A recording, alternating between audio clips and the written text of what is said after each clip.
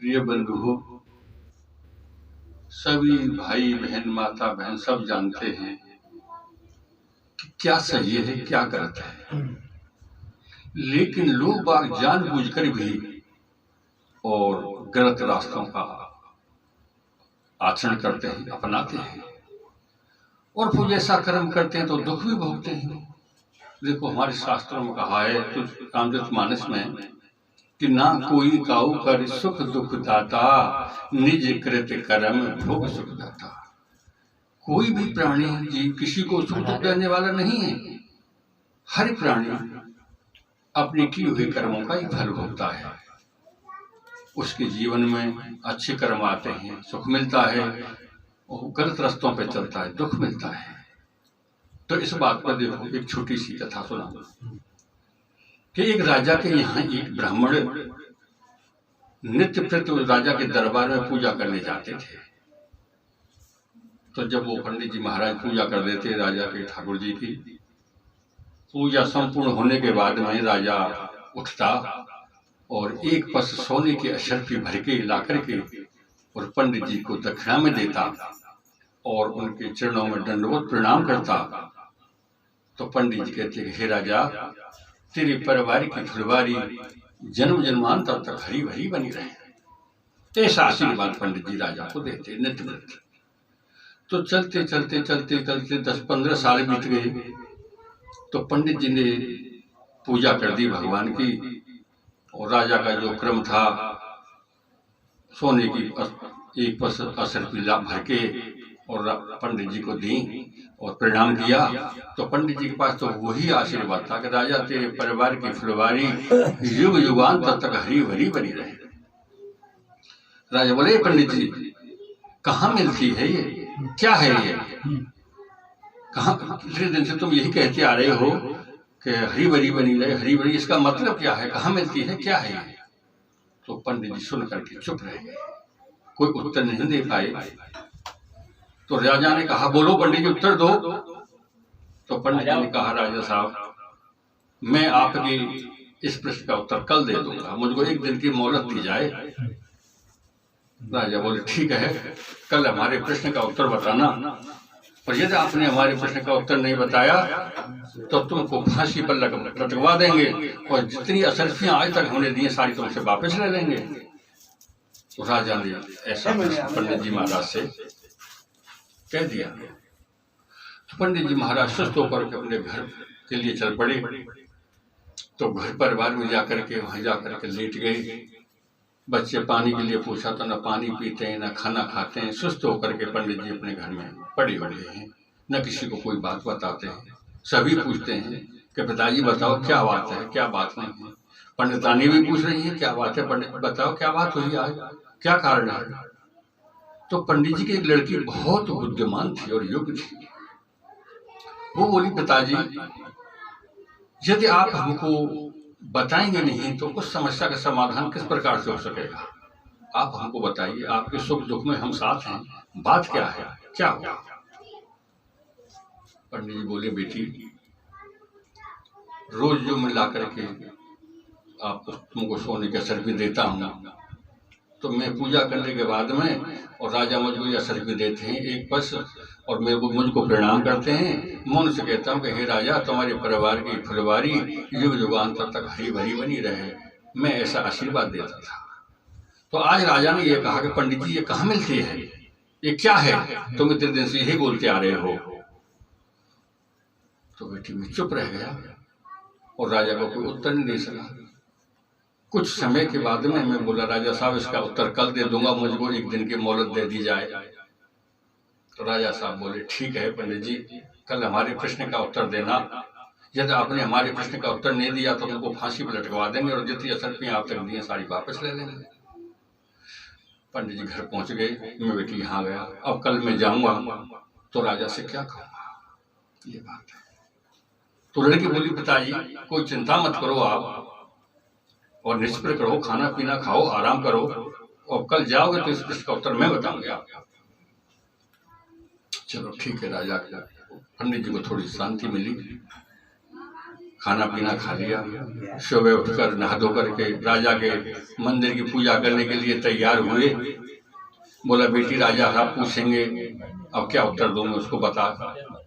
तो वो लड़की बोली कि पिताजी राजा जब तुमसे पूछें तो राजा साहब से कह देना कि राजा साहब आप सूर्य उदय होते ही अपने घर से निकलो और जहां सूर्य अस्त हो जाए वहीं रुक जाना, आपको ये वहीं मिल जाएगी, ऐसे बोल देना। ठीक है बेटी। पंडित जी राजा के दरबार में पहुंचे, जाकर के ठाकुर जी की पूजा अर्चना की। राजा एक पस सोने के सरकी भर के लाए, पंडित जी को दी, उनके चरणों में दंडोत प्रणाम किया। पंडित जी बोले राजा तुम्हारे परिवार की फुलवारी युग युगांतर तक हरी भरी बनी रहे। तो राजा बोले हाँ पंडित जी बताइए कहाँ मिलती है, क्या है, तुमने आज के लिए बोला था। तो राजा साहब आप सूर्य उदय होते ही अपने घर से निकलो, जहां सूर्य अस्त हो जाए वहीं रुक जाना, आपको ये वहीं मिल जाएगी। राजा साहब बोले चलो ठीक है, देखते हैं जैसा प्रश्न कहा उसका क्या निकलता है। तो राजा साहब घोड़े तो रखते ही थे और राजा सूर्योदय होते अपने दूसरे दिन अपने घर से निकल पड़े राज दरबार से। और चलते चलते चलते चलते जंगल में बहुत दूर जाकर एक साधु का कोई आश्रम था। उस आश्रम का सूर्य अस्त हो गया और राजा ने अपने घोड़े को वहीं रोक दिया घोड़े को। तो साधु ने बड़े आदर के साथ उस राजा का सम्मान सत्कार किया, अपना उसका जो भी बनता है। तो साधु बोले कि राजा रात को स्वर्ग से रथ आता है, मैं रथ में जाता हूँ स्वर्ग के लिए घूमने के लिए, आज तुमको भी लेके चलूंगा। राजा बोला ठीक है महाराज। तो कुछ समय के बाद में जब अर्धरात्रि हुई तो स्वर्ग से रथ आया और साधु बैठा और साधु ने उस राजा को भी रथ में बैठाया और स्वर्ग के लिए चले गए। तो स्वर्ग में साधु तो अपने सत्संग कीर्तन में लग गए। तो राजा स्वर्ग को घूम के देख रहा है तो एक स्थान पर क्या देखता है कि बहुत बड़ा एक सोने का महल बन रहा है, विशाल महल तैयार हो रहा है वहां पर। राजा उधर घूमते घूमते पहुंचे तो कर्मचारियों से पूछा कि भाई ये क्या हो रहा है। कि बोले भाई राजा पृथ्वी पर नित्य प्रति ब्राह्मण को सोना दान करता है और उसको मरने के बाद में स्वर्ग में सोने के महल में रखा जाएगा, उसके लिए महल तैयार हो रहा है। राजा बोला यार ये तो बड़ी बात सही बताई, तो मेरे लिए तैयार हो रहा है। उसके बाद में उनका सत्संग पूरा हुआ। साधु और राजा दोनों ही आश्रम में आए। आश्रम से लेकर के राजा अपना घोड़ा अपने दरबार के लिए चल पड़ा। दरबार में पहुंच गया। दूसरे दिन पंडित जी पूजा करने के लिए फिर डेली आते ही थे वो, फिर पूजा करने के लिए आए। तो पंडित जी ने पूजा कर दी। राजा ने फिर एक पस सोने के चरपी पे लेके पंडित जी के चरणों में प्रणाम किया और वो अशर्फियाँ भेंट की। तो पंडित राजा बोले कि पंडित जी तुम्हारे प्रश्न का उत्तर तो सही था, लेकिन तुमने दूसरे दिन उत्तर दिया था, इसका मतलब यह था तुम किसी से पूछ के आए थे। तुमने किससे पूछा था? पंडित जी बोले साहब मेरी लड़की ने बताया था ये उत्तर। मैं तुम्हारी लड़की तो बहुत योग्य है और हमारे राजघराने के योग्य काबिल है, वो तो हमको ऐसे मेंबर की आवश्यकता है और अपनी लड़की को तो आप हमारे लिए दो, उसको तो और दोगे या नहीं दोगे, और उसको हम अपने राज की पटरानी बनाएंगे। पंडित जी बोले विचार में पड़ गए। बोले राजा साहब कल पूछ के बता दूंगा। पूछ के क्या बता दोगे तुम? यदि राजी से दोगे तो ठीक है, नहीं हम तुमको फांसी पर लटकवा देंगे और जबरदस्ती अपने राज की पटरानी बना लेंगे उसको। ठीक है जाओ कल बता। पंडित जी अपने घर पे पहुंचे, फिर जाकर के सुस्त हो गए पंडित जी। फिर पूछने लगे परिवार वाले आज क्या हुआ है पिताजी, कि आज क्या बात हो गई? तो लड़की जब बार बार पूछने लगी पिताजी बताओ आज क्या हुआ, तो पंडित जी ने बताया कि बेटी आज राजा ने ये कहा कि तुम्हारे प्रश्न का उत्तर तो सही निकला, लेकिन तुम किससे पूछ करके आए थे? तुमने दूसरे दिन बताया था। तो मैंने बताया कि मेरी लड़की ने बताया था। तो राजा साहब ये बोल रहे हैं कि तुम्हारी लड़की तो हमारे राजघराने की योग्य है, बताओ उसको हमको दोगे या नहीं दोगे, हम तो अपने राज की पटरानी बनाएंगे उसको। अब बेटी क्या कहूँ मैं राजा से? मैंने पिताजी कह देना राजा से चिंता मत करो कोई बात की, कि एक बार और सूर्य उदय हुआ था और जहाँ अस्त हुआ था, जैसे पहले गए थे एक बार और चले जाओ और तुमको हम अपनी बेटी दे देंगे। राजा से कह देना। पंडित जी जाकर के राजा के दरबार में पहुंचे सब क्रम डेली का पूरा हुआ। राजा बोले, हाँ पंडित जी महाराज, लड़की के बारे में क्या सोचा? तो पंडित जी बोले, राजा साहब लड़की तो हम दे देंगे, कन्या तो हम अपनी दे देंगे, लेकिन एक शर्त है। मन वो क्या? मन एक बार और जाना पड़ेगा आपको, जो पहले गए थे सूर्योदय होते और या सूर्यास्त हो या वहीं रुक जाना, एक बार हो जाया और अपनी लड़की हम तुमको दे देंगे। राजा साहब बोले, क्या है, एक दिन की बात और है, इतना योग्य लड़की हमारे राजघराने के लिए आ जाएगी, हमारे राज्य की बहुत बड़ी रक्षा होती है, बहुत बड़ी सुविधा होगी। तो राजा दूसरे दिन घोड़ा लेकर के फिर निकल चल पड़े। तो उसी आश्रम पर जाकर फिर सूर्यास्त हो गया। सूर्यास्त हो गया तो साधु स्वर्ग घूमने के लिए तो जाते ही थे। उस दिन भी साधु उस राजा को बैठा करके रथ में स्वर्ग के लिए ले गए घुमाने के लिए। तो साधु अपने उसी हरि कीर्तन में लग गए और राजा उसमें घूम रहे हैं अपने स्वर्ग लोक में। तो जिस जगह पे सोने का महल तैयार हो रहा था, उस जगह पे जाके देखता है राजा कि बहुत गंदगी बदबू युक्त एक मका महल बन रहा है। हड्डी में ये वो बहुत गंदी से गंदी चीजें लगाई जा रही हैं, जो साली 1-1 किलोमीटर तक उसमें से बदबू मारे। तो राजा बड़ी मुश्किल से वहां पहुंचा था, कर्मचारियों से, क्यों भाई ये कैसे बदलाव कर दिया यहाँ पर? पहले तो यहाँ सोने का महल तैयार हो रहा था, अब ये कैसे परिवर्तन हो गया? तो वहां के कर्मचारी बोले, अरे वो जो वहां का राजा था ना, उसने ब्राह्मण की लड़की को अपने राज की पटरानी का विचार कर लिया और इतना पाप लगा उसको, उसने किए हुए उसके सारे पुण्य धर्म सब कुछ नष्ट हो गए और उसको बनने के बाद इसमें रखा जाएगा, बदबू मकान में। तो वानी इससे बचने का कोई उपाय नहीं।